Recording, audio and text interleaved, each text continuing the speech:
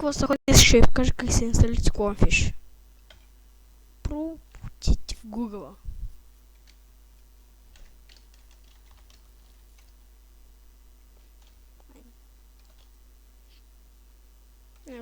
Отидете на Download. След това Download много цъкаш. На вас може да излезе друго, аз искам да изпълни. Искате да. Искате next.